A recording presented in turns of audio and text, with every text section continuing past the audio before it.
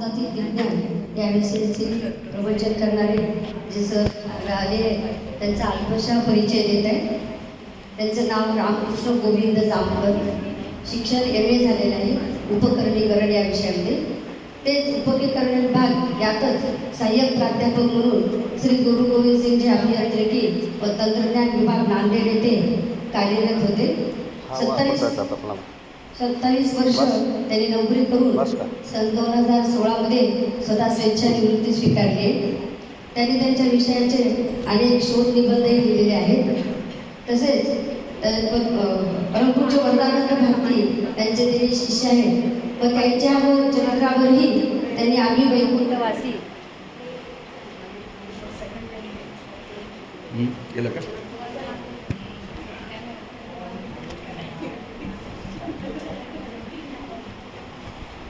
आप्पांच्या तीर्थस्वरूप आप्पांच्या चरित्रावर आम्ही वैकुंठवासी हा ग्रंथ लिहिला आहे. तसेच श्रीमद भागवतातील विज्ञान दर्शन, तसंच सद्गुरू सहस्त्र दर्शनी गोविंद चरित्र ते लिहिलेलं आहे. परंतु अनंत महाराज यांच्यावर आणि चंद्रशेखर महाराज आठवले यांच्यावर कीर्तनरूपी व्याख्यान केलेलं आहे. तसेच लोकमान्य टिळक भाग हेही त्यांनी कीर्तनरूपी व्याख्यान केलेलं आहे. असे व्यासंगी व बहुआयामी असलेले व्यक्तिमत्व असलेले प्राध्यापक सर श्री रामकृष्ण गोविंद जामकर आज आपल्याला विज्ञान दासबोधातील विज्ञान याविषयी माहिती देणार आहे.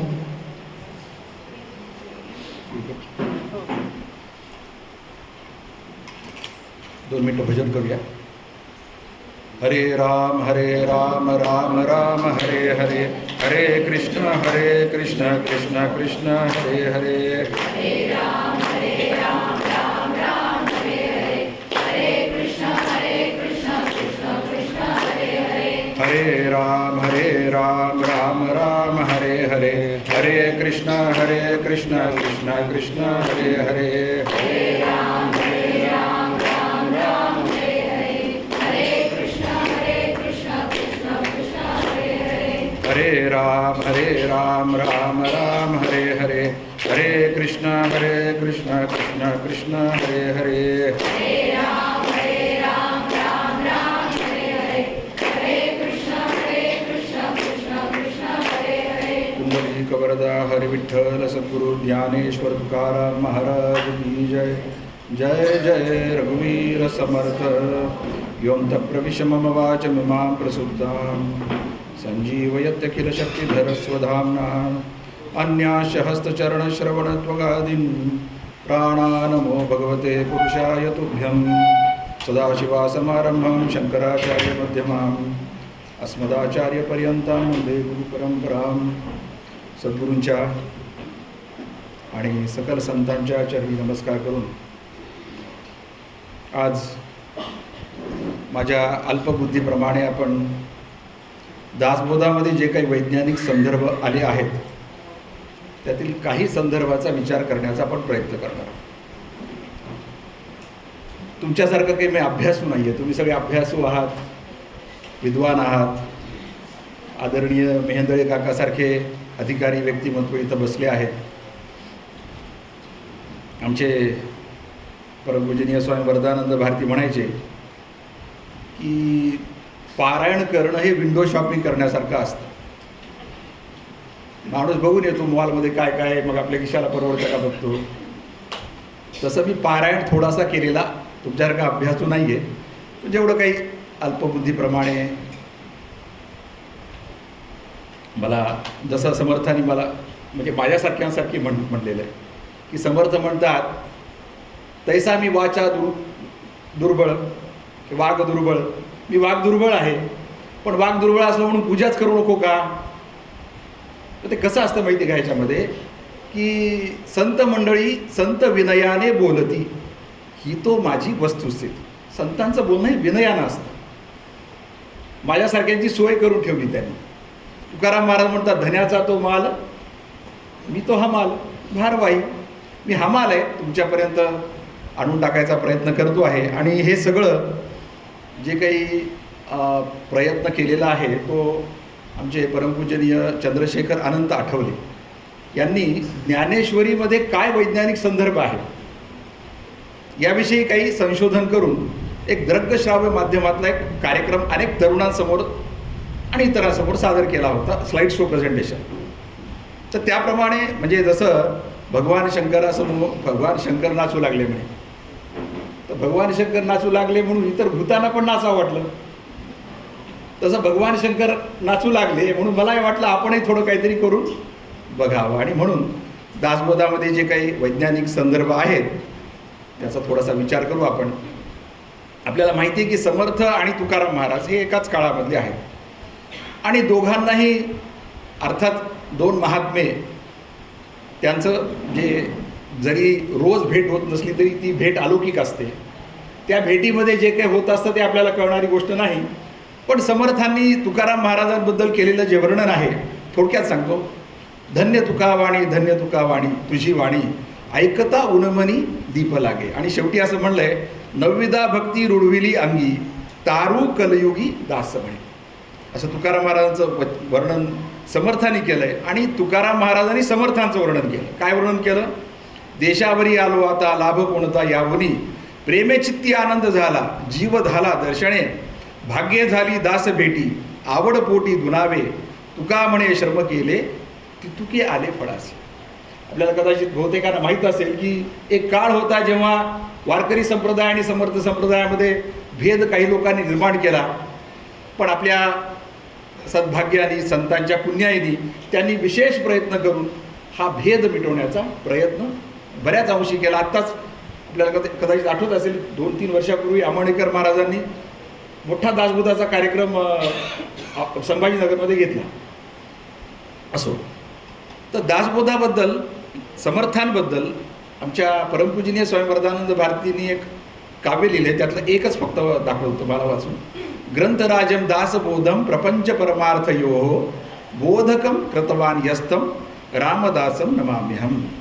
ही दासबोध हा ग्रंथराज आहे, आपल्या सगळ्यांना माहिती आहे, ज्यामध्ये प्रपंच आणि परमार्थ या दोन्ही गोष्टींचं वर्णन आहे.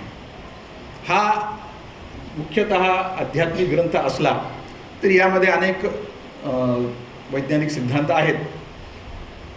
समर्थ दासबोधाची सुरुवात जी करतात त्यामध्ये आपल्या म्हणजे आता आपण अभ्यासू आहेत त्यामुळं सांगायची गरज नाही, सुरुवातच केली आहे. श्रोते पुसती कोण ग्रंथ, काय बोलली जे येथ, श्रवण केली प्राप्त काय आहे.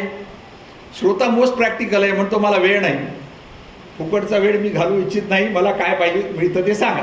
आणि मग समर्थ सांगतात की ग्रंथनाम दासबोध ऋषीशाचा संवाद येथ बोलला विशद भक्तिमार्ग. भक्तिमार्ग सांगितला आहे समर्थांनी, आपल्याला माहिती आहे सगळ्यांना. आणि या दासबोधामध्ये खगोलशास्त्राचे संदर्भ आहेत, पदार्थ विज्ञानाचे आहेत, धातुशास्त्राचे आहेत, आरोग्यशास्त्राचे आहेत, वनस्पतीशास्त्राचे अनेक असे संदर्भ आहेत. आणि हे संदर्भ समर्थांना माहीत होतं, यामध्ये काही नवल नाही, कारण समर्थ सर्व ज्ञानी आहेत, त्यांना सगळंच माहिती आहे. पण साधर्म्य उपमा भेदे याप्रमाणे समोरच्या श्रोत्यांना माहिती आहे म्हणून ते सांगत आहेत, कारण त्याला कळलं पाहिजे की मला काय सांगायचं. जसं आज मी इथं लॅपटॉप घेऊन बसलो आहे, तुम्हाला माहिती आहे लॅपटॉप काय आहे, मी ते जर उदाहरण दिलं तर तुम्हाला कळतं. तसं त्या काळातल्या लोकांना हे सगळे वैज्ञानिक संदर्भ माहिती होते. म्हणजे रूट लेवलपर्यंत अगदी खालच्या समाजातला अगदी सामान्यातल्या सामान्य व्यक्तीला सुद्धा हे सगळं माहिती होतं.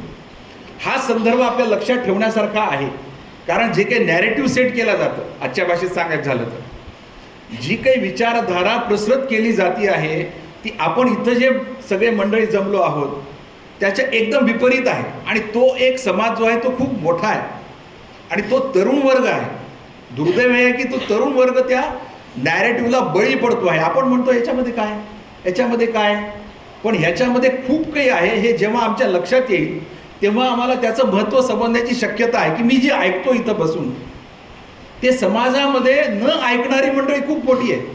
मी किती भाग्यवान आहे जेव्हा मला कळेल तेव्हा मी आपोआप जसं नारद भक्तिसूत्रामध्ये काय म्हणलंय, सतर्यंती सतर्यंती स लोकास तर्यंती, की स्वतः तरतो आणि दुसऱ्यालाही तारतो. जेव्हा मला एखाद्याची गोष्टीचे महत्त्व कळतं तेव्हा मी दुसऱ्याला पण सांगतो ना.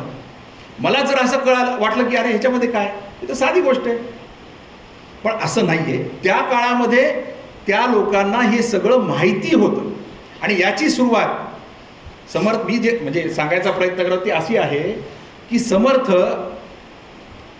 आपल्याला कालगणना आपली कालगणना काय होती, आणि त्यामध्ये समर्थांनी 6व्या दशकामध्ये 4थ्या समासात पहिली ते 4थी ओवी लिहिली. पहिली ओवी काय लिहिली आहे? कृतायुग 17,28,000 त्रेतायुग 12,96,000 द्वापर 18,64,000. आता कलियुग आहे का? कलियुगी 40,32,000 चतुर्युगे 43,20,000 ऐसे चतुर्युगे सहस्त्र ब्रह्मयाचा एक दिवस. म्हणजे कलियुग हे 4,32,000 वर्षाचं आहे. आत्ता आपलं चालू असलेलं युग आहे ते कलियुग आहे, सगळ्यांनाच माहिती आहे. आणि कलियुग आत्ता आपलं फक्त 5,110 वर्ष, 109 110 वर्ष एवढंच झालेलं आहे. 4,32,000 वर्षाचं कलियुग आहे. याच्या दुप्पट केलं तर द्वापर, म्हणजे 4,32,000ला 2 न गुणा किती होतात? 8,64,000 वर्ष. सोपं सांगतोय तुम्हाला, म्हणजे आपल्या लक्षात राहतं. मलाही लक्षात राहण्यासाठी मी हेच टेक्निक वापरली. 4,32,000ला 3 न गुणा तुम्हाला त्रेता येतं, आणि 4,32,000ला 4 न गुणा तुम्हाला सत्ययुग येतं. म्हणजे भगवंताचा दयाळूपणा किती आहे की त्याने सत्ययुग सर्वात मोठं केलं आणि कलियुग सर्वात, आपल्याला माहिती आहे कलियुगामध्ये काय काय प्रश्न निर्माण होतात वगैरे वगैरे. सांगायचा मुद्दा असा की यामध्ये या चौघांची जर बेरीज केली आपण, कोणाची? कृतयुग, त्रेतायुग, द्वापर आणि कली, तर 43,20,000 एवढे वर्ष येतात. आणि हे जे असे जर 1000 चतुर्युग झाले, 1000, तर ब्रह्मदेवाचा एक दिवस होतो. ठीक आहे. ऐसे चतुर्युगे सहस्त्र तो ब्रह्मयाचा एक दिवस. ऐसे ब्रह्म सहस्त्र देखा. असे 1000 ब्रह्म झाले की काय होतं? विष्णूची एक घटिका. घटिका दिवस नाही, घटिका. पळ विपळ घटिका आपण ऐकलं असेल कधी. घटिका, लग्न घटिका भरत आली म्हणतो ना आपण. हां, विष्णू सहस्त्र होता देखा. आता विष्णूची एक घटिका किती समजलं? तर विष्णू सहस्त्र होता देखा, पळ एक ईश्वराचे. ईश्वराचा एक पळ, असे सहस्त्र विष्णू झाले तर होतात. आणि ईश्वर जाये सहस्त्र वेळ, ते शक्तीचे अर्ध पळ. ऐसी सांख्या बोलली सकळ शास्त्रांतरी. आता हे सगळे गणित करत बसा, तुम्हाला कळेल की, थोडक्यात सांगतो तुम्हाला. बघा, ब्रह्माचा एक दिवस म्हणजे काय सांगितलं त्यांनी? 8.64 × 10⁻⁹ मॅन इयर्स, म्हणजे 10चा 9वा घात. आता ब्रह्माचे 100 दिवस आहेत. आता एक दिवस म्हणजे 8.64 × 10⁻⁹, त्याला 365 न गुणा, 365 दिवस म्हणजे 1 वर्ष. ते होतात, त्याला गुणा 100 न, कारण शतम वै आयुः असा सिद्धांत आहे आपल्याकडे. म्हणजे प्रत्येकाचं आयुष्य जे आहे ते 100 वर्ष. आता 100 वर्ष जर आयुष्य बघितलं ब्रह्माचं, तर येतं 3.15 × 10⁻14 10⁻14 मॅन इयर्स. असं विष्णूचं आयुष्य काढलं, मी गणित सगळं सांगत नाही, तर 6.89 × 10⁻23 येतं, 10चा 23वा घात. ईश्वराचं आयुष्य येतं 9.05 × 10चा 34वा घात. आणि शक्तीचं आयुष्य येतं 2.378 × 10चा 46वा घात. आता ही एवढी कालगणना ऐकली,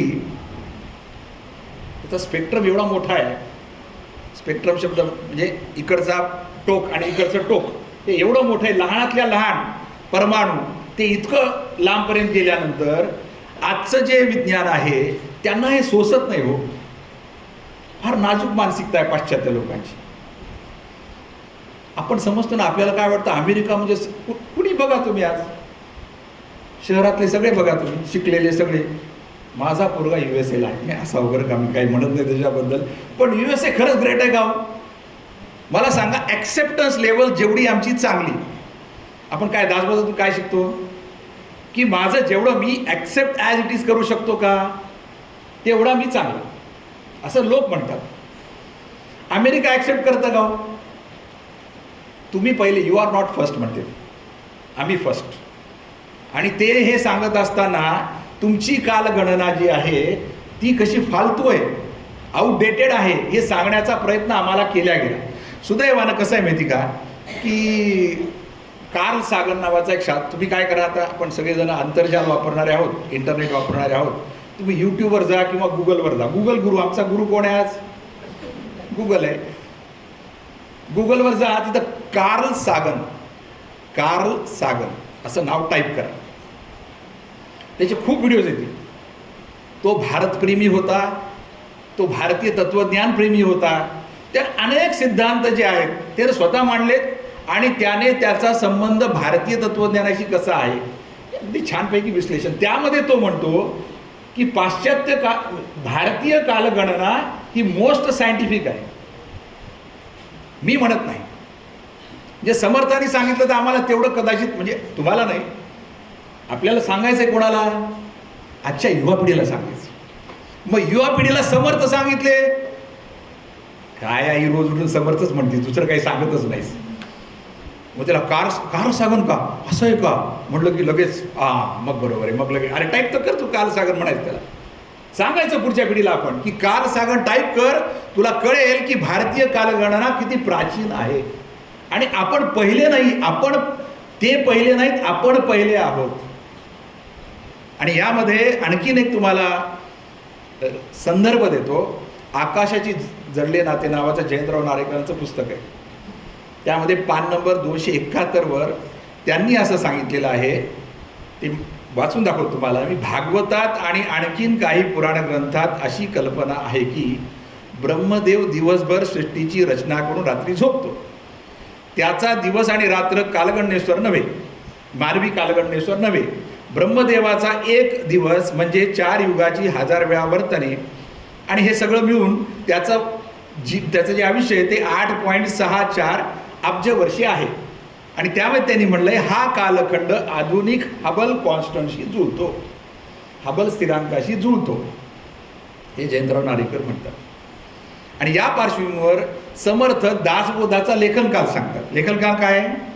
4 सहस्त्रे 760 इतुकी कलियुगाची रहाटी, उरल्या कलियुगाच्या गोष्टी ऐसी आहे. 6व्या दशकातल्या 4थ्या समासातली 7वी ओवी आहे. याचा अर्थ असा आहे की दशक 6चे लेखन झाले तेव्हा 4760 इतकी कलीची वर्षे झाली होती.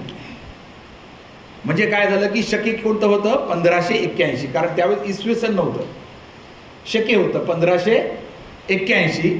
शकेमध्ये तुम्ही 78 मिसळा, तुम्हाला इसवी सन येतं. आणि इसवी सन आहे 1659. तर 1659 आणि आपल्या भाग्याने आपण जिथं बसलो आहोत तिथंच हे लेखन झालं आहे. आणि 1659 म्हणजे साल कोणतं आहे? जेव्हा अफजल खान आक्रमण करून आला होता त्या काळातच समर्थ घळीमध्ये बसले होते. आणि हिंदू राष्ट्रासाठी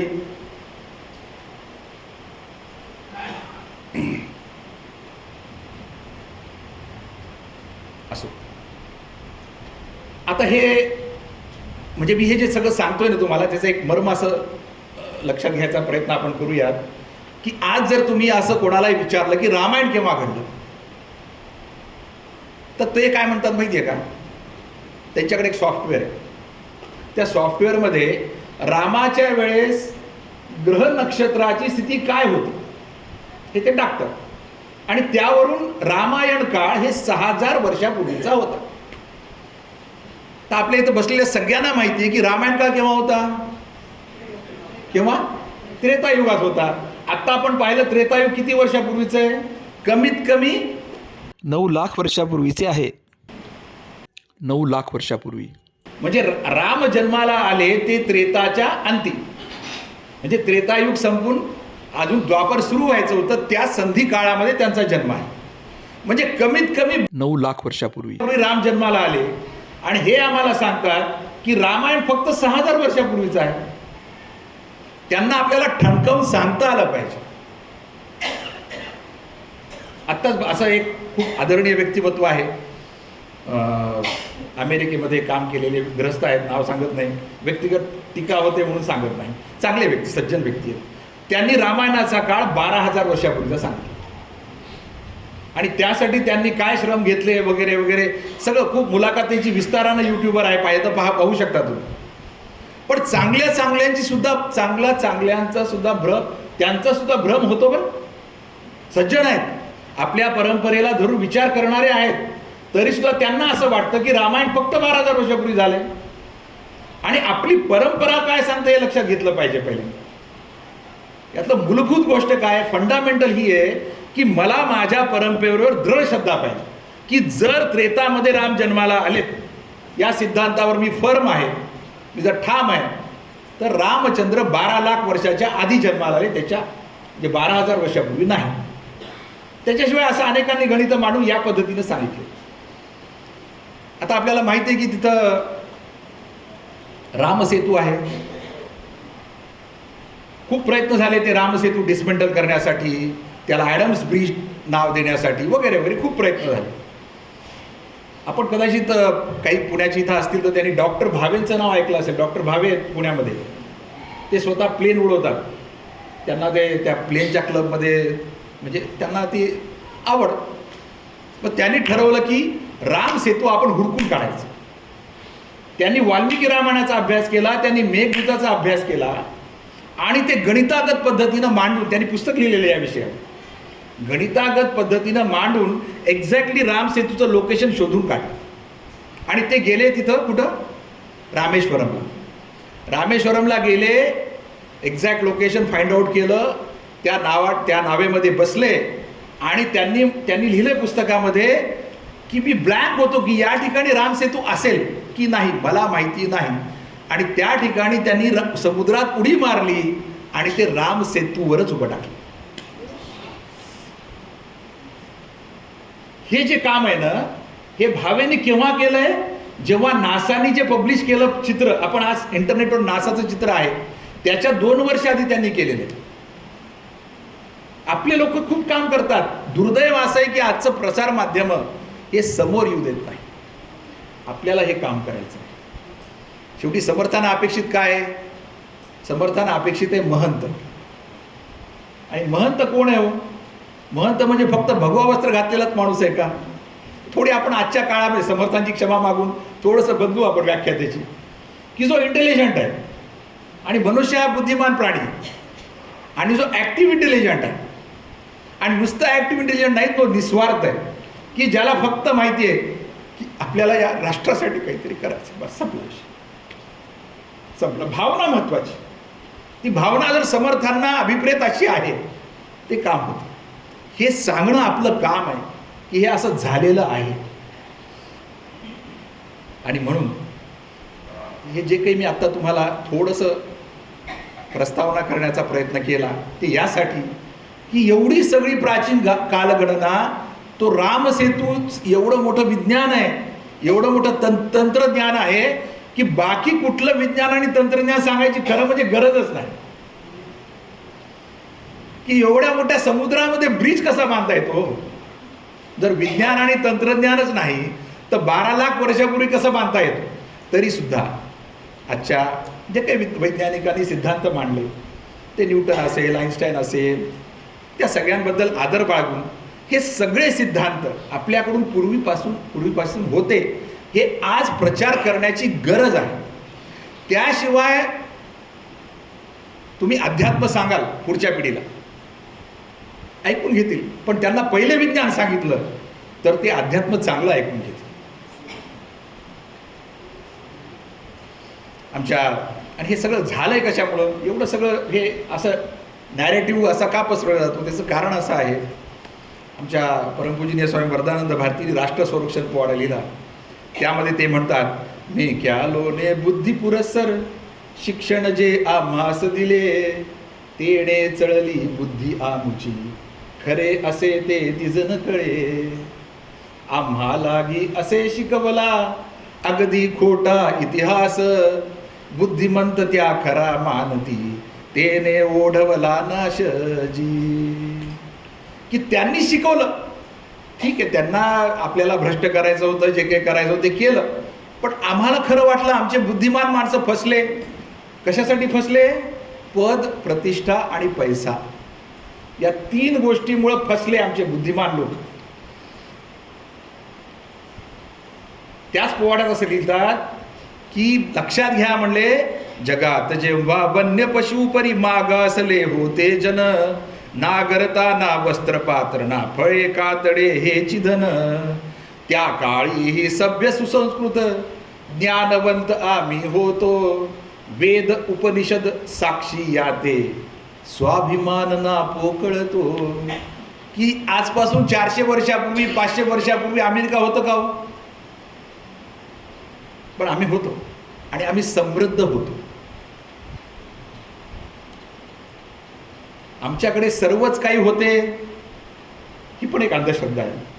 आणि आमच्याकडे काहीच नव्हतं, ही पण एक अंधश्रद्धा आहे. मग काय होतं त्याचा अभ्यास आपल्याला करायचा आहे. सगळ्याच गोष्टीचा विचार आपण काही आपल्या मर्यादित वेळ करू शकणार नाही, पण आपल्याला अभ्यास करायचा आहे. एक उदाहरण सांगतो की आमचं म्हणजे व्हायला काय लागलेलं आहे ते कळल्याशिवाय आम्हाला काय करायचं आहे ते कदाचित लक्षात येणार नाही, म्हणून सांगतोय बरं का. माझ्या अल्पबुद्धीप्रमाणे कदाचित चुकत असेल तर श्रोती क्षमा केली पाहिजे. एक उदाहरण सांगतो तुम्हाला. मला सापडलं की आपण कदाचित जगदीशचंद्र बसूंचं नाव ऐकलं असेल.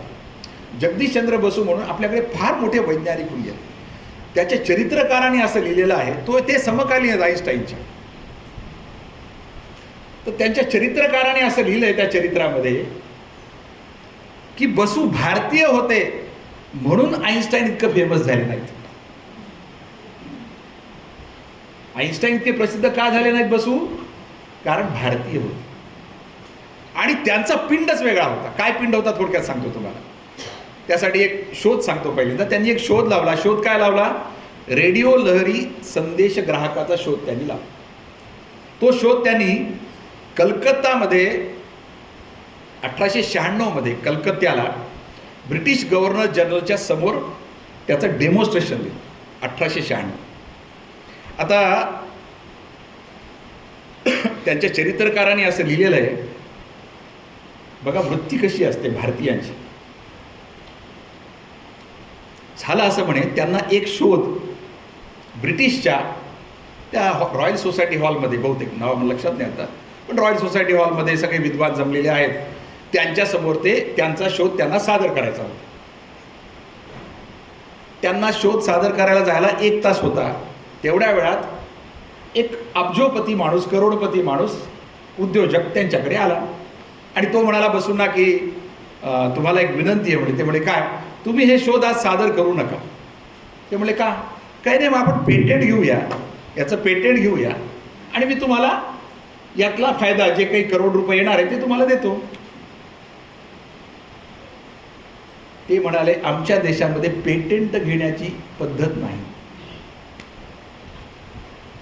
त्या चरित्रकाराने लिहिले, बसू म्हणतात तो करोडपती माणूस माझ्यासमोर एखाद्या भिकाऱ्यासारखा उभा होता आणि बसूने ते सहजपणे नाकारलं. रेडिओ लहरी संदेशाचं जे पेटेंट होतं बसूने घेतलंच नाही. 1896चा शोध आहे आणि त्यानंतर ते शोध मार्कोनी स्वतःच्या नावावर लावून घेतले. ही घटना केव्हाची? 1902 1904ची. लक्षात घ्या मी काय म्हणतोय. 1896ला शोध लावला मार्कोनीने, 1902 1906ला ते शोध आपल्या नावावर लावून घेतला आणि त्यानंतर 1998 उजाडा लागला. झालं असं की नासामधले काम करणारे एक कलकत्त्याचे सायंटिस्ट, त्यांना असं कळालं की हा शोध मार्कोनी नाही तर बसूनी लावला. त्यांनी प्रचंड प्रयत्न केले. त्या सगळ्या प्रयत्नांचं वर्णन आहे त्या पुस्तकामध्ये. आणि मग प्रोसिडिंग्ज ऑफ IEEE मध्ये 1998 साली हे पब्लिश झालं की रेडिओ लहरी संदेशाचा इन्व्हेंटर बसू आहेत, मार्कोनी नाहीत. एवढा परिश्रम करावं लागतं तेव्हा हे सगळे शोध आमच्या नावावर लागतील, जे शोध आमच्याकडे अगोदरपासून उपस्थित आहेत. असं आपण, मला वाटतं इथं बहुतेक सगळ्यांना यांना मान्य आहे ही गोष्ट, पण आपल्या नावावर नाही आहेत. एक उदाहरण आता पहिल्यांदा काय की सायन्स सांगण्याच्या आधी थोडं टेक्नॉलॉजी सांगतो. कारण काय, तंत्रज्ञान आजकाल जरा जास्त आवडीचा विषय. दासबोधामधला तंत्रज्ञान काय दासबोधामध्ये? 5व्या दशकामधला 5व्या समासामधली 10वी ओवी. नाना धातूंची परीक्षा, नाना नाण्यांची परीक्षा, नाना रत्नांची परीक्षा, हे ज्ञान नवे. हे ज्ञान नवेची यादी एवढी मोठी आहे. बरोबर आहे ना? हे ज्ञान नवेची यादी खूप मोठी आहे. आता नाना धातूंची परीक्षा समर्थ सहज बोलून जातात. आपल्याला वाटतं याच्यात काय, म्हणजे याचा अर्थ समोरच्या श्रोत्यांना माहीत होतं की धातूंची परीक्षा करता येते, म्हणजे विज्ञान आहे ह्याच्या मागे. दुसरं असं आहे, समर्थ म्हणतात लोखंड कसं तयार होतं. पृथ्वीपासून धातू निपजती, अग्निसंगे रस होते, तया रसाची होये जगती कठीण रूपे. म्हणजे लोखंड कसं तयार होतं याचं विज्ञान. बरोबर बोलतोय ना मी, अर्थ बरोबर आहे ना होईचा. म्हणजे धातू कसा तयार होतो हे समर्थ 15व्या दशकामध्ये 4थ्या समासात 14वी ओवी सांगतात. आता बघा, म्हणजे मी काय थोडं पॅरल उदाहरण, थोडं समांतर उदाहरण देण्याचा प्रयत्न करतो आहे. आपण कदाचित दिल्लीला गेला असाल तर आपण दिल्लीचा विष्णुस्तंभ पाहिलाय का? कोणी पाहिला असेल तर कदाचित. तर दिल्लीला एक विष्णुस्तंभ आहे, त्या कुतुब मिनारमध्ये बघा. तर तो विष्णुस्तंभ जो आहे तो त्याच्या खाली जे आहे ते सगळे असे सॅम्पल्स सगळ्या विद्वान लोकांनी खरडून नेले. का खरडून नेले? त्याचं कारण असं आहे, हा विष्णुस्तंभ 1300 वर्षापूर्वीचा आहे, किमान 1300 वर्षापूर्वीचा आहे. आता चालू आहे 2024, 1300 वर्ष. साल फक्त लक्षात ठेवा, त्याचं कारण आहे, काही कारण सांगतो नंतर तुम्हाला. 1300 वर्षापूर्वीचा लोहस्तंभ आहे आणि हा गंजत नाही. आता गंजत नाही तर का गंजत नाही याचं कारण अनेकांना सापडलं नाही. शेवटी IIT कानपूरचे प्रोफेसर TR अनंतरामन नावाचे प्राध्यापक आहेत, त्यांनी संशोधन केलं. त्यांनी संशोधन केल्यानंतर त्यांना असं लक्षात आलं की हा विष्णुस्तंभ 1300 नाही 1600 वर्षापूर्वीचा आहे. याची उंची आहे 7.9 मीटर, 7.39 मीटर आणि वजन आहे 6 टन वजन आहे याचं. मग हा गंजत का नाही? त्याचं कारण आहे म्हणे, त्याचं कारण असं आहे की तो शुद्ध आयर्न बनलेला आहे. शुद्ध आयर्न बनवणं हे सर्वात अवघड गोष्ट आहे. हे ज्यांना मेटलर्जी माहिती आहे त्यांना माहिती आहे की 0.005% कार्बन असणं मेटलमध्ये सर्वात अवघड गोष्ट आहे. आता त्यानंतर पुढे असं झालं की प्राध्यापक बालसुब्रमण्यम IIT कानपूरचे, या अनंतरामनचे विद्यार्थी आणि 2 जपानी सायंटिस्ट यांनी पुन्हा संशोधन केलं आणि त्यांचं असं लक्षात आलं की हा गंजत नाही. त्याचं कारण असं आहे की याच्यावर 5 मायक्रॉनचा आयर्न क्रोमेट आणि आयर्न सल्फेटचा थर दिलाय. 5 मायक्रॉन म्हणजे किती? 5 मायक्रॉन म्हणजे केस काढायचा आपला आणि त्याचे उभे 100 भाग करायचे. ते जे होतं ते 5 मायक्रॉन म्हणजे एवढा फाईन थर. किती केमिकल टेक्नॉलॉजी प्रगत असेल आपली. आणि हे 1600 वर्षापूर्वीची घटना आहे, आत्ताची नाही आहे. 1600 वर्ष म्हणजे इसवी सन किती झालं बघा, 2024, 800, बरोबर आहे, इसवी सन 800, 700 किंवा 800 जे काय असेल ते. आणि हेनरी ह्यूल नावाचा एक व्यक्ती आहे, त्यानं असं म्हणलं आहे की हिंदू हे जे आहेत ना हे आयर्न बनवण्यामध्ये फार एक्सपर्ट आहेत. आपल्याकडे गावागावामध्ये असे, आता तुम्ही हे बघता ना घिसाडे लोक बसतात की नाही, तशा पद्धतीनं आपल्याकडे असं काही मोठे काचवाली इंडस्ट्री हे ते इन्फ्रास्ट्रक्चरलाच करोडो रुपये, काहीच नाही. बसला बाजूला तिथं फिरवलं, ते काय ते फिरवायचं, टेम्परेचर काय घ्यायचं काय नाही सगळं माहिती आहे. सगळे प्युअर स्टील बनवण्यामध्ये माहीर होते. छोट्या छोट्या गावातले लोक आजही, मी त्या राजू दीक्षितांच्या व्याख्यानामध्ये ऐकलं होतं की आजही मध्य प्रदेशामध्ये असे लोक आहेत की जे असं धातू बनवतात की जे प्युअर आहे. तुम्हाला आणखीन एक उदाहरण सांगतो यासाठी. बघा किती सामान्य लोकांपर्यंत झिरपलं होतं आपलं ज्ञान. बहुतेक टिपू सुलतान किंवा हैदर या दोघांपैकी एक जण कुणीतरी, त्यांच्या युद्धामध्ये एक इंग्रज अधिकाऱ्याचं नाक कापल्या गेलं. बरोबर आहे ना? टिपू सुलतानच्या त्याचं नाक कापल्या गेलं तर तो माणूस एका न्हाव्याकडे गेला आणि न्हाव्याने प्लास्टिक सर्जरी करून त्याचं नाक बसवलं. त्यांनी पत्र लिहिलं त्या इंग्रज अधिकाऱ्यांनी ब्रिटिश लोकांना, तुम्ही काय प्लास्टिक सर्जरीवर संशोधन करता म्हणले, इथला न्हावी प्लास्टिक सर्जरी करतो म्हणले.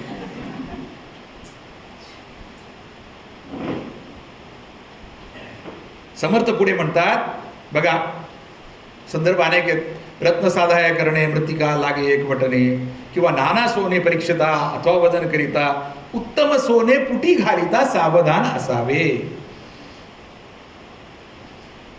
समर्थ आणखीन एक सांगतात, नाना यानांची परीक्षा, नाना वस्त्रांची परीक्षा, नाना शस्त्रांची परीक्षा हे ज्ञान नव्हे.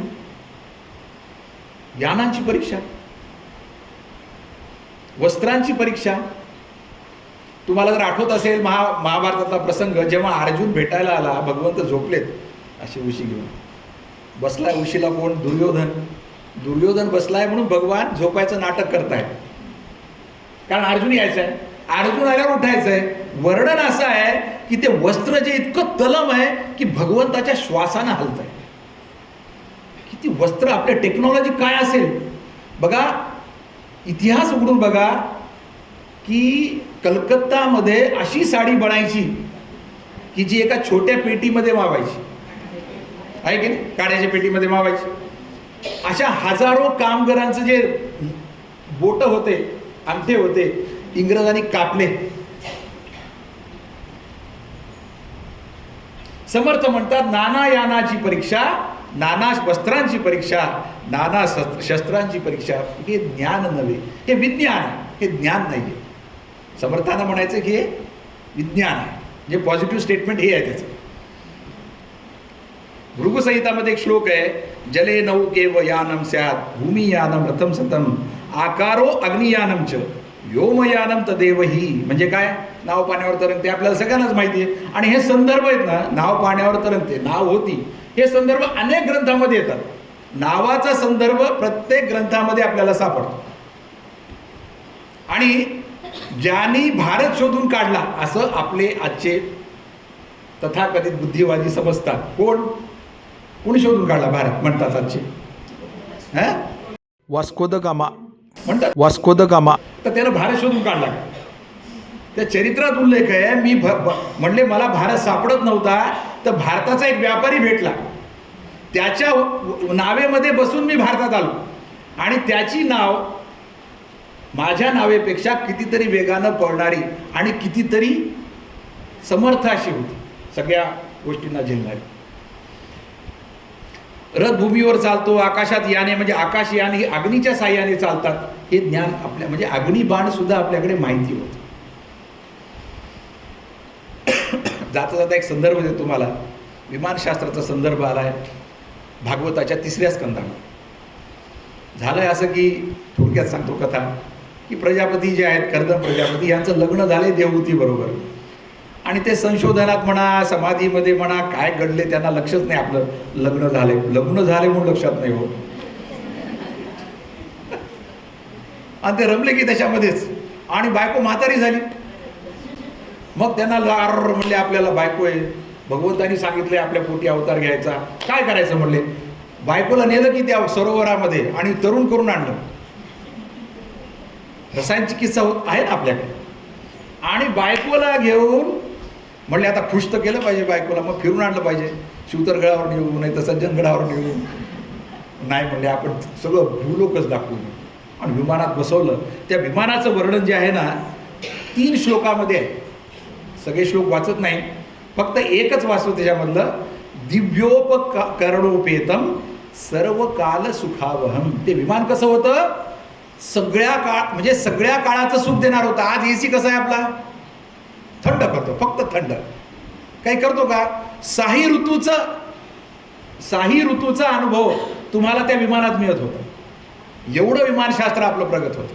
आता ही झाली गोष्ट. भागवत केव्हाच आहे? 5000 वर्षापूर्वीच. बरोबर आहे. तरुणांना सांगितलं 5000 वर्षापूर्वीचं काही सांगता म्हणले तुमच्या ग्रंथात, तर त्यांना सांगायचं की तळपदे नावाचे आपल्याकडे गृहस्थ होते. तळपदे, त्या तळपदेंनी आपलं जे विमानशास्त्र आहे प्राचीन, त्याच्या आधाराने विमान तयार केलं. आणि ही घटना केव्हाची आहे माहिती आहे? ही घटना आहे 1876 किंवा 1892, म्हणजे साधारण 1895 सालापर्यंतची घटना आहे. त्यांनी चौपाटीवर, मुंबईच्या चौपाटीवर विमान उडवून दाखवलं. सयाजीराव गायकवाड त्याचे साक्षीदार आहेत. त्यांच्या समोर विमान उडवून दाखवलं, नुसतं उडवून दाखवलं नाही, विमान लँड करून दाखवलं. कारण विमान लँड करणं सर्वात अवघड असतं. तुम्ही बघा वैमानिकांना ते लँड केल्यावर त्यांच्या चेहऱ्यावरचे भाव बघा कधी फार वेगळे असतात. कारण लँड करणं सर्वात अवघड असतं. कारण त्याचं असं आहे की त्याच्यानंतर राईट बंधूंनी काही वर्षानंतर विमान उडवलं, पण त्यांना लँड करणं जमलं नाही.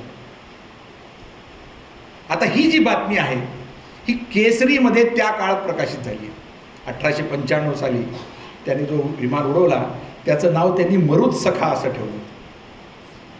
मरुत्सखा. त्या माणसाने विमान उडवलं, विमान लँड केलं. भारतीय माणूस काय म्हणतो, विमान कुणी शोधलं? पाश्चात्य काही म्हणू दे हो, आपल्याला काय करायचं. त्यांनी राईट ब्रदर्स म्हणू दे की त्यांनी. आम्ही काय म्हणलं पाहिजे? तळपदे म्हणलं पाहिजे. आणि तळपदे धर्माधिकारीच्या व्याख्यानामध्ये मी ऐकलं होतं, अविनाश धर्माधिकारीजींच्या. त्यांनी सांगितलं असं की तळपदे हे संशयास्पदरित्या मृत्यू अवस्थेत आढळले. ब्रिटिशांनी त्यांना संपवलेलं आहे. म्हणजे विमानविद्या सुद्धा, आणि विमानविद्येला सगळ्या गोष्टी लागतात.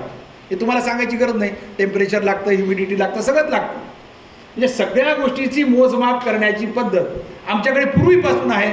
पण आम्हाला आज युवा पिढीला, आमच्या भारतीयांना, नुसतं युवा पिढीला नाही, आबालवृद्धांना हे सांगायची गरज आहे की बाबांनो हे शोध आहेत. आणि त्या त्या व्यक्तीच्या नावावर. मला सांगा, एखाद्या गृहिणीने श्रीखंड केलं, सूनबाईने श्रीखंड केलं, सासूबाईने क्रेडिट घेतलं, चालते का हो? चालत. ज्याचं श्रेय त्याला दिलंच पाहिजे. चांगलं केलं तर चांगलं तिलाच म्हणलं पाहिजे. तसं ज्याचं श्रेय त्यालाच दिलं पाहिजे. आपण देत नाही आहेत आज. असो, खगोलशास्त्राचे काही संदर्भ सांगतो आपल्याला. समर्थ म्हणतात 16व्या दशकाच्या 6व्या समासाच्या 15व्या ओळीमध्ये म्हणतात, वायुरूपे कमळकळा तोची आधार जळा, तया जळाच्या आधारे भूगोळा शेषे धरली. काय म्हणतात समर्थ? भूगोळा. आपल्याकडे भूगोल शब्द पहिलेपासूनच प्रचलित आहे की नाही? म्हणजे भूगोल म्हणजे पृथ्वी काय आहे आज आपण सहज म्हणतो, पण याची पार्श्वभूमी काय ते लक्षात घ्या. एवढं सोपं नाही आहे.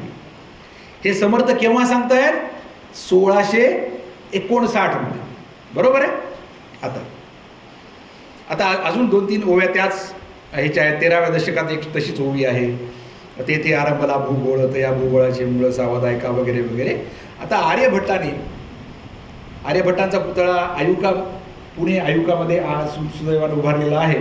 त्या आर्यभट्टाने आर्यभट्टियम नावाचा एक ग्रंथ लिहिला आहे. त्या आर्यभट्टियम ग्रंथामधल्या 4थ्या अध्यायातल्या 5व्या श्लोकामध्ये असं म्हणलंय की व्रजलाशिकी वायुमयो भूगोलाहा सर्वतो व्रताहा. म्हणजे भूगोल, पृथ्वी गोल आहे. आर्यभट्टीय ग्रंथ केव्हा लिहिला? इसवी सन 499 साल. फक्त थोडं झोप तुम्हाला लागली नाही मला माहिती आहे, तुम्ही चांगले जागृत आहात. साल लक्षात ठेवा, 499. पृथ्वी जर गोल आहे तर तिचा डायमीटर किती आहे? डायमीटर सांगतात आर्यभट्टीय नशी योजनम ईला भूव्यासहा. भूचा व्यास किती आहे? ईला. आता ईला शब्दाचा अर्थ मला कळत नव्हता. सुदैवानं काय झालं की आर्यभट्टियमवर एक भाष्य सापडलं. त्या भाष्यामध्ये असं लिहिलंय ईलेती 50 उत्तरम सहस्त्रम. म्हणजे ईला म्हणजे किती? 50 उत्तरम सहस्त्रम म्हणजे 1050. आता 1050 म्हणजे काय? मीटर, किलोमीटर, काय? आपलं मापक होतं योजन. म्हणजे 1050 योजन. आता 1 योजन म्हणजे 12.11 किलोमीटर. आता 1050ला 12.11 गुणा किती येतं सांगा मला? मी सांगतो तुम्हाला, 12,715 किलोमीटर येतं. तुम्ही गुगल गुरुवर सर्च करा, तुम्हाला एवढीच व्हॅल्यू, आजचं व्यास, पृथ्वीचा व्यास एवढाच मिळतो. आर्यभट्टानेही 495 बरोबर. आता एक सिद्धांत मी अजून सांगतो आहे तुम्हाला. हा सिद्धांत किती बरोबर आहे मला, म्हणजे मी याचा अर्थ असा काढलाय बरं का. हे चुकत असेल तर खरोखरच मला सांगा, कारण मला अजून लक्षात आलं नाही की मी बरोबर आहे किंवा नाही. आता आपल्याला हे माहिती आहे की पृथ्वी फिरते, सूर्य स्थिर आहे, बरोबर आहे. समर्थ सांगत आहेत 20व्या दशकाच्या 10व्या समासामध्ये 5वी आणि 6वी ओवी आहे. जिकडे प्राणी पाहे तिकडे जे सन्मुखची आहे, समस्ताच्या मस्तकी राहे माध्यांनी मार्तंड जैसा, परितो राही एक देशी. समर्थ म्हणतात परितो राही एक. आता मी याचा अर्थ असा काढलाय, मला माहित नाही, तुम्ही मला करेक्ट करा. परितो राही एक देशीचा अर्थ मी काढलाय की तो फिरत नाही, तो एकाच दिशेला राहतो, असा मी अर्थ काढलाय. चुकत असेल तर मला क्षमा करा. पण म्हणजे समर्थांना असं म्हणायचं आहे की पृथ्वी फिरते, सूर्य फिरत नाही. आता हे माझं इन्फरन्स आहे, श्रोती क्षमा केली पाहिजे चुकलं तर. आता याच्यापेक्षा स्पष्ट ज्ञानेश्वर महाराज म्हणतात. ज्ञानेश्वर महाराज 4थ्या अध्यायामधली 99वा ओवी आहे. आणि उदय असतेनेची प्रमाणे, आणि उदय असतेनेची प्रमाणे जैसे न चालता सूर्याचे चालणे, तैसे नैष्कर्म्यत्व जाणे कर्मची असता. म्हणजे कर्म, जो निष्काम कर्म करणारा माणूस आहे तो कसा कर्म करतो हे सांगताना, सूर्य जसा फिरतो आहे असं वाटतं पण सूर्य फिरत नाही, तसं निष्काम कर्म करणारा माणूस कर्म करतो असं वाटतो पण तो कर्म करत नसतो. हा सिद्धांत ज्ञानेश्वर महाराजांनी केव्हा सांगितला? शके 1212 तरे तै टीका केली ज्ञानेश्वरे, सच्चिदानंद बाबा आदरे लेखकू झाला. 1212 शक, त्यात 78 मिसळा 1290. 1290 इसवी सन लक्षात ठेवा. हे इसवी सन कशासाठी लक्षात ठेवायचे? तसं काय इतिहासात इसवी सन म्हणजे सर्वात डोक्याला ताप देणारं प्रकरण. पण ते कशासाठी लक्षात ठेवायचं त्याचं कारण सांगतो तुम्हाला. आता बघा, पृथ्वी गोल आहे हे संदर्भ समर्थांनी 1659 साली सांगितले. त्याच्या आधी ज्ञानेश्वर महाराज, त्याच्या आधी हे संदर्भ आहेत का? आहेत. भागवतामध्ये जेव्हा कर्दम प्रजापती त्या देवहूतीला घेऊन जातात तेव्हा पत्नीला म्हणतात, पत्नी हे बघ प्रेक्षीयत्वा भो गोलम, बघ म्हणले पृथ्वी कशी गोल आहे. आता हे मी सगळं साल वगैरे सांगितले, त्याचं कारण सांगतो तुम्हाला. आता पार्श्वभूमी त्याची ही आहे की कोपर्निकस आणि गॅलिलिओ हे 2 नाव माहिती आहेत आपल्याला, छान माहीत असतील नक्कीच. कोपर्निकस आणि गॅलिलिओ या दोघांनी सिद्धांत काय मांडले? पृथ्वी गोल आहे आणि ती फिरते. तर ख्रिश्चन धर्मगुरूंनी त्यांचा छळ केला. तर आमच्या विद्वानांनी त्या काळापासून काय कॅसेट वाजवली माहिती आहे? की धर्मगुरूंनी छळ, ख्रिश्चन नाही धर्मगुरूंनी, म्हणजे हिंदू मुसलमान सगळेच आले त्याच्यात. म्हणजे आपण काय म्हणणार? धर्मगुरू म्हणजे काय? विज्ञान सांगितलं की छळ करतात. नॅरेटिव्ह सेट कसा होतो बघा तुम्ही. तिथल्या धर्मगुरूंनी छळ केला कोणाचा? कोपर्निकस आणि गॅलिलिओचा. कशासाठी? की पृथ्वी गोल नाही म्हण आणि पृथ्वी स्थिर आहे म्हण, पृथ्वी at the centre of universe आहे म्हण, म्हणजे सोलार सिस्टीमच्या. हे सगळे सिद्धांत त्यानं खोडले, त्याला जेलमध्ये टाकलं. कोपर्निकसचा सर्वात जास्त छळ झाला, त्याच्यानंतर गॅलिलिओचा छळ झाला.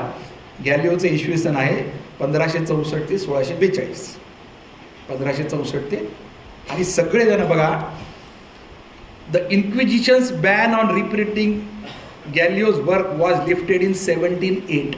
म्हणजे 1718 साली त्याच्या लिखाणावरची बंदी उठवल्या गेली. म्हणजे तोपर्यंत बंदी होती त्याच्या लिखाणावर. आता हे सगळे आमचे विद्वान काय म्हणणार? की धर्मगुरू जे आहेत त्यांच्या विरोधात बोललं की बंदी घालतात. तुम्ही बघा बघा नॅरेटिव्ह कसा सेट होतो आपल्याकडे. आता याच्या विरुद्ध आम्ही जेव्हा सर्व दर्शन संग्रह शिकवतो, आमचे जे विद्यार्थी शिकतात, तेव्हा पहिलं दर्शन आहे चारवाक दर्शन. बरोबर आहे का माझं म्हणणं?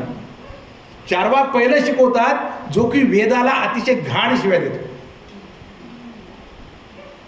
म्हणजे आम्ही किती फ्री आहेत तरी सुद्धा हे काय म्हणणार? धर्मगुरू असेच असतात ज्यांनी कोपर्निकस आणि गॅलिलिओचा छळ केला. अरे हो, तुमचा केला, आमचा थोडीच केला. पण हे आम्ही बोललो नाही आजपर्यंत. हाय टाईम आहे, आता खूप हाय टाईम होऊन गेलेला आहे. आम्हाला हे बोलायची गरज आहे, हे प्रसार करण्याची गरज आहे की आमच्या धर्मगुरूला तुम्ही बघा, आज मीडियामध्ये एक जरी धर्मगुरू सापडला, काय कॅसेट वाजवतात तुम्हाला सांगतो, दिवस जेणेकरून आमचं चित्त भ्रमित व्हायला पाहिजे. नाही, धर्म म्हणजे अशीच गोष्ट, धर्म म्हणजे अशीच गोष्ट, हे आम्ही म्हणलं पाहिजे. इतकं ते पेनिट्रेट करतात, इतकं. कारण काय? कारण हे आहे की आम्ही बोलत नाही. बघा 5 मिनिटच राहिले, सगळ्या विषय तर काही शक्यच नाही बोलणं, मी काही फार बोलू पण शकलो नाही. पण आपल्याला समजून हे घ्यायचंय, समर्थ आपल्याला, मला सांगा, समर्थाने एवढं मोठं कार्य केलं कसं आहे? मी आता सज्जन म्हणून इथं आलो, म्हटलं समर्थाने एवढं, मी तर म्हणजे आपण तर वाहनानं येतो, समर्थ पायी कसे आले असतील एवढ्या लांब, त्या डोंगरानं दऱ्याखोऱ्यानं. बरं, त्या काळात काही सुविधा नाही, रोड नाही. आम्हाला रोड लागतो, आम्हाला सगळी छान व्यवस्था लागते, आम्हाला रूम लागते, आम्हाला सगळंच लागतं. काय असेल हो त्या काळामध्ये? मग आम्ही का नाही करत प्रचार? याचा अर्थ प्रत्येकाचं मानगुट धरून सांगायचीच नाही, तसं करू नका, ते पळून जायचं.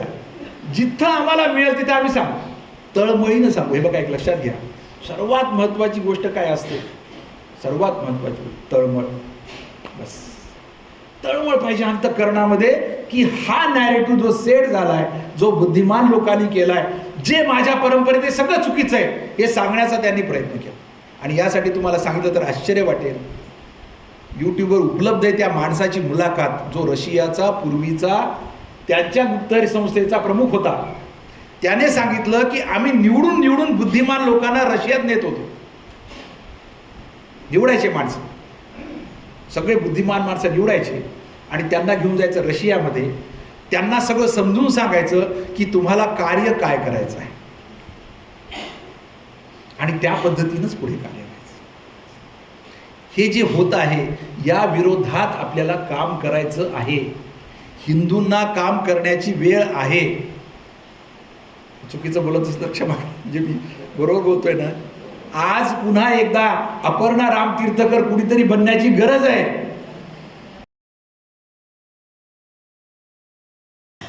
गरज आहे, आज मुलींना सांगायची गरज आहे. हे सगळं सांगितलं की आपोआप, अहो ते सात्विक मन असतो, त्या संघाने ते काहीतरी होता प्रॉब्लेम, ते ठीक आहे, पण गरज आहे ना आज आपल्याला. असो, तर मी सांगतो एवढ्यासाठीच की कॅथोलिक चर्चनी छळ केला गॅलिलिओ आणि कोपर्निकसचा 17व्या शतकामध्ये, जेव्हा की समर्थ आपल्याला हे सगळं विज्ञान सांगत होते आणि लोक आदराने दासबोध वाचत होते. समर्थ विज्ञानही सांगत होते आणि समर्थ अध्यात्मही सांगत होते. आता बघा, पृथ्वीच्या अपेक्षेने, म्हणजे पृथ्वी फिरते, सूर्य फिरत नाही, हे सिद्धांत आपल्याला माहिती आहे सगळ्यांना. पण समर्थ म्हणतात 20व्या दशकाच्या 8व्या समासामधली 23वी ओवी आहे. समर्थ म्हणतात ईश्वरे केवढे सूत्र केले, सूर्यबिंब धावाया लावले, धुकटा करवी धरविले आघात पाडी. म्हणजे सूर्यबिंब सुद्धा फिरतो. आपलं सगळं लटांबर घेऊन, म्हणजे आपल्या फॅमिली सोबत टूर करतो. हे कुठं दाखवलंय? जयंतराव नारळीकरांनी आकाशात जळले नातेमध्ये प्रश्न 202 वर आपली सूर्यमाला दाखवली. ती सगळी अख्खी गॅलेक्सी आणि त्यात एक छोटासा सूर्यमाला दाखवून ती फिरती कशी वगैरे दाखवली त्यांनी. आपल्याकडे महाभारताच्या शांती पर्वामध्ये सूर्याचा, म्हणजे सूर्यप्रकाशाचा वेग सांगितलेला आहे. आपल्याजवळ 2च मिनिटं आहेत माझ्या, हो 2 मिनिटं आहेत.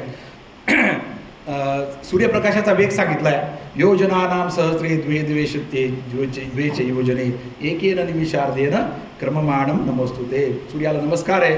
2202 योजन, एका निमिषार्धामध्ये 2202 योजन. त्याचं जर गणित मांडलं तर ते 2,96,211 किलोमीटर पर सेकंद देतं. गुगल गुरु जर सर्च करा, एवढीच त्याची व्हॅल्यू आहे. गुरुत्वाकर्षण शक्तीचा शोध कोणी लावला? कोणाला विचारा, कोण काय सांगते? न्यूटननं लावला म्हणतोय. दुर्दैव की नाही आपलं हे? आहे की नाही दुर्दैव? खरं सांगा तुम्ही. न्यूटन केव्हाचा आहे? 1666 1685चा आहे. समर्थ म्हणतात वायुरूपे कमळ कळा. मी आता जी ओवी सांगितली तीच पुन्हा सांगतोय. तोची आधार जळा, तया जळाची आधारी भूगोळा शेषे धरिले, शेषानं धरलंय. आता आपण सगळेजण ते चित्र पाहतो. भगवंताच्या त्या फण्यावर पृथ्वी आहे, बरोबर आहे की नाही?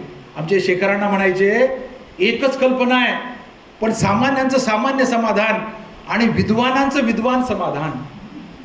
अफाट कल्पना कुणीच करू शकत नाही जगामध्ये. कसं बघा, शेतकऱ्याला काय म्हणलं, तो म्हणला अहो तुम्ही म्हणता पृथ्वी फिरते तर पडल की, काळजी करू नको, भगवंताच्या शेषानं धरून ठेवलंय. खुश ते ना. विद्वानांना काय सांगितलं, शेषानं धरली. शेष म्हणजे काय, शेष म्हणजे लक्षात घ्या, शेष म्हणजे संकर्षण, शेष म्हणजे अनंत, म्हणजे attraction force. The earth is balanced by rest of the universe. Rest of म्हणजे शेष. The earth is balanced by rest of the universe. आता ह्याच्या पुढची संकल्पना तुम्हाला सांगतो. अन्य ग्रहगोलांच्या परस्पर गुरुत्वाकर्षणामुळे पृथ्वी स्थिर आहे. ते जर गुरुत्वाकर्षण नसले असते एकमेकांना, सगळेजण इंटरकनेक्टेड आहेत. आजचा फिजिक्स सिद्धांत सांगताय आपण सगळे इंटरकनेक्टेड आहोत, म्हणूनच जमलो आहोत ना. भास्कराचार्यांनी 1150 मध्ये हे संशोधन केलेले. त्याच्या आधी आपल्याकडे गुरुत्वाकर्षण आहे. एकच तेवढं सांगतो आणि थांबतो की शेषास पवनाचा आहार. समर्थ 16व्या दशकात म्हणतात, शेषास पवनाचा आहार, आहारे फुगे शरीर, तरी मग घेतला भार भूमंडळाचा. शेषाला आहार कशाचा आहे, वायूचा आहार आहे की नाही. आता याचा अर्थ काय व्हायचा, सायंटिफिक अर्थ काय, याचा सायंटिफिक अर्थ कळाला टाऊ ऑफ फिजिक्समध्ये. क्रिस्टॉफ काप्रा नावाचा एक ऑथर आहे, ज्याला खरंच फिजिक्समध्ये इंटरेस्ट आहे कृपया त्यांनी नक्की वाचावं. ज्याला इंटरेस्ट नाही त्यानंही वाचावं. त्याचा मराठी अनुवाद पण आहे. क्रिस्टॉफ काप्राचं पुस्तक आहे टाऊ ऑफ फिजिक्स. त्या टाऊ ऑफ फिजिक्समध्ये तो असं म्हणतो, तेवढं सांगून थांबतो बरं का, 1 मिनटं थोडा जास्त येतो. त्यामध्ये तो असं म्हणतो की काय, पहिल्यांदा टाईम ॲब्सोल्यूट म्हणायचे. न्यूटन काय म्हणायचा, टाईम हे ॲब्सोल्यूट आहे, रिलेटिव्ह नाही आहे. आईन्स्टाईनने पहिल्यांदा सांगितलं की टाईम ॲब्सोल्यूट नाही आहे, रिलेटिव्ह आहे, आणि ते स्पेस आणि याच्याशी त्याचं नातं आहे. आणि मग पेज नंबर 191 वर असं लिहिलं आहे टाऊ ऑफ फिजिक्समध्ये, the effect of gravity according to general relativity is to make space time curve. Space time curve, space time curve होतो. आता बघा पुढे, all observations have so far confirmed Einstein's theory and thus force us to believe. To believe म्हणतो हा, एक वैज्ञानिक काय म्हणतो, श्रद्धा ठेवावी लागते. Space time is indeed curve. आता बघा याचं दातं कसं जुळतंय, शेष कसा आहे, असा आहे, कर्व आहे. आणि तो एका मुखाचा आहे का.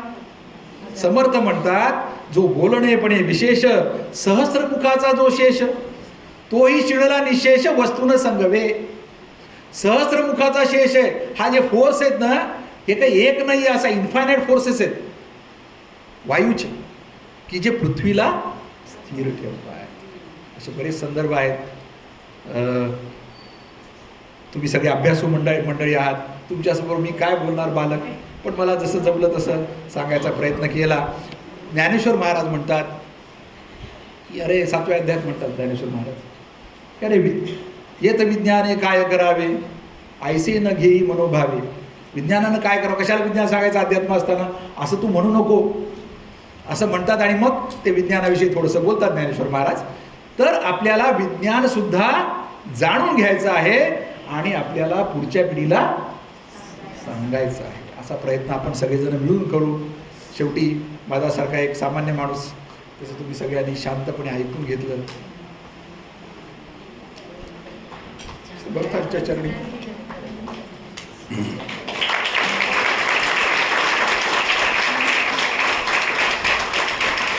हरिविठ्ठल सद्गुरू ज्ञानेश्वर.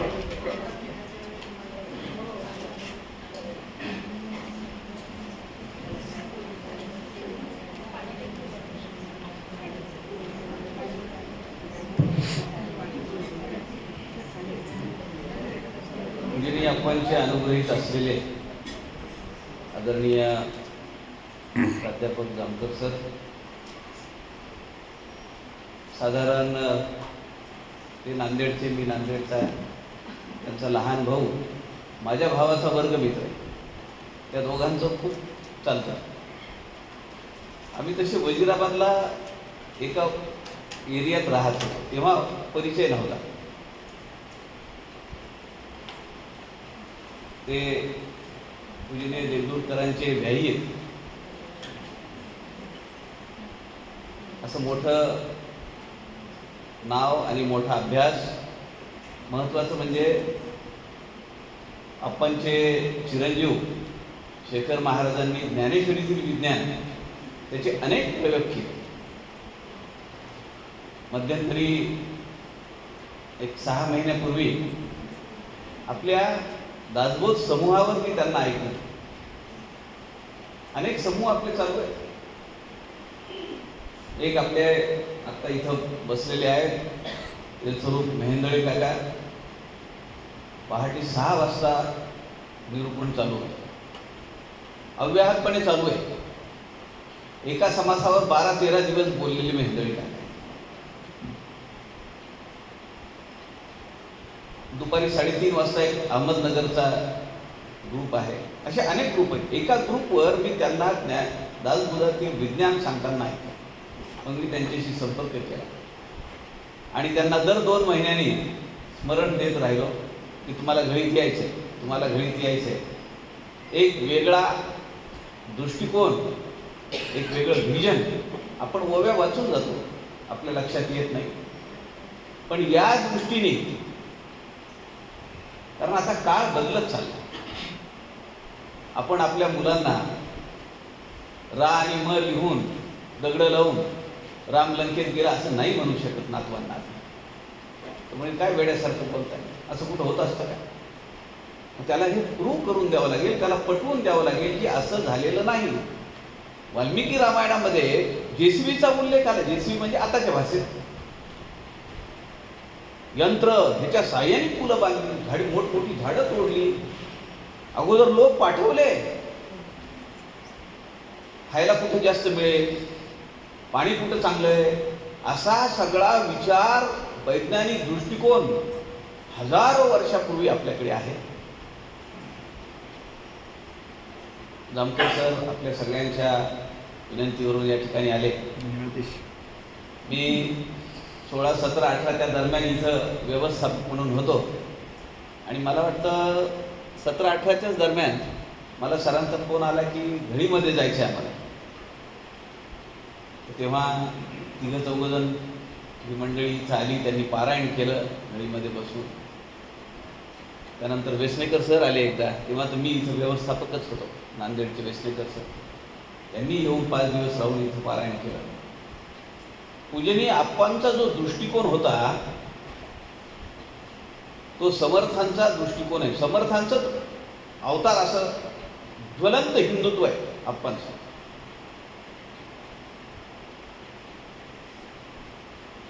तो दृष्टिकोन जामकर सरांसारखी त्यांची अनुग्रहित मंडळी पुढे चालवत आहे. आणि हे आपल्या 2047 मध्ये विश्ववंदिता भारत होण्यासाठी हे सगळं प्रेरक आहे. त्यामुळे या दृष्टिकोनातून आता यापुढे दासबोधाचा अभ्यास आपण केला पाहिजे. आपण आपले तर्क लावले पाहिजे. इथं असं का सांगितलं, तसं का सांगितलं. एक फक्त काडी लावली की आपोआप ते पेटत जाते चांगल्या अर्थाने. ज्ञानवन्नी प्रगटे तेणे दृश्य केर आटे, समर्थ सांगतात. तो ज्ञानाचा वन्नी प्रगट करण्यासाठी जामकर सरांनी आज ती घसणी घासलेली. आपण हा वन्नी आपल्या आयुष्यात, आपल्या समाजामध्ये, राष्ट्राच्या उद्धारासाठी आणि विश्ववंदिता भारत होण्यासाठी आपण हे तेवट ठेवलं पाहिजे. अशी समर्थांना एक प्रार्थना करूया. जामकर सरांचे दासव परिवार जगातल्या 6 देशांमध्ये आणि भारतातल्या 11 राज्यांमध्ये अभ्यासार्थी आहेत. या ठिकाणी 4 राज्यांमधले अभ्यासार्थी आलेले. महाराष्ट्रातले जास्त आहेत, पण गुजरात आहे, दिल्ली आहे, कर्नाटक आहे, अशा वेगवेगळ्या राज्यांमधून आलेली समर्थ संप्रदायामध्ये दासबोध सखोल अभ्यास. मला वाटतं रामदास स्वामी साहित्य शोध तुम्हाला वेबसाईट पाठवली तर ती अप्रतिम काम झालं आहे. गलांभूत आमच्याकडे आनंदजी जोगळेकर आहेत, त्यांचं सगळं कुटुंब हे काम करत आहे. दोघं नवरा बायको, 2 मुली, आता जावाईसुद्धा. आणि केदार परांजपे आहेत, त्यांच्यासोबत ही जी मंडळी आहे, मी यांना IT टीम म्हणतो दासची. यांचा 20-1 जणांचा ग्रुप आहे. हे सगळं काम ते करतायत. आज दुपारी आमच्यासोबत जेवायला सायली खेडकर आणि श्रेयस पाटील होते, ज्यांनी रघुवीर सिनेमाची मार्केटिंग केली, लॉन्चिंग केलं. त्यांना बोलावलं. त्यांना आम्ही दासची वेबसाईट करायला दिली आहे. अत्यंत अप्रतिम काम चालू आहे. तुम्हाला अभिमान वाटेल ते पाहिल्यानंतर. शक्य आहे स्वामी गोविंददेव गिरींच्या हस्तेच आपण 22 नोव्हेंबरला त्याचं लॉन्चिंग करून उद्घाटन. आणि स्वामीजींनी जे फेब्रुवारीमध्ये त्यांचा अमृत महोत्सव चालू होता आळंदीमध्ये, तेव्हा त्यांनी घोषणा केली की अयोध्येमध्ये मी समर्थांच्या नावाने वेदपाठ शाळा काढणार आहे. तर सांगायला मोठा आनंद वाटतो की आमचे समीक्षक जे आहेत, 50-60 समीक्षक आहेत आमचे. समीक्षकांचा मेळावा दरवर्षी मार्चमध्ये असतो. तो यावर्षी एप्रिलमध्ये झाला. मेमध्ये आम्ही एक संकल्प केला की आचार्यांनी, स्वामीजींनी अयोध्येमध्ये वेदपाठ शाळा समर्थांच्या नावाने काढायचं ठरवलं. दास परिवारांनी एक संकल्प केला आणि 3.25 महिन्यामध्ये 11,11,111चा निधी आम्ही जमा केला. आम्ही समाजात गेलो नाही, कोणत्या मोठ्या धनिकांकडे गेलो नाही. आम्ही आमच्या परिवारातून हा निधी गोळा केला. आचार्यांचा सत्कार, त्यांना एक मानपत्र, पगडी, फेटा काय असेल ते सगळं करून 11,11,111चा निधी आम्ही 22 नोव्हेंबर अयोध्येमध्ये देणार आहे. अजून आनंदाची गोष्ट तुम्हाला सांगतो, अयोध्येमध्ये पहिल्यांदा दासबोधाचं पारायण दास परिवाराच्या माध्यमाने होते. 122 जण आम्ही चाललो, त्यातले 52 जण विमानाने येणार आहेत.